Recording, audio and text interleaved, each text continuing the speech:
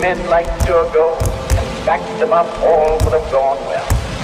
But the beneficiaries of privilege, the Bourbon reactionaries, the short-sighted ultra-conservatives turned down Turgot and then found that instead of him they had obtained Robespierre.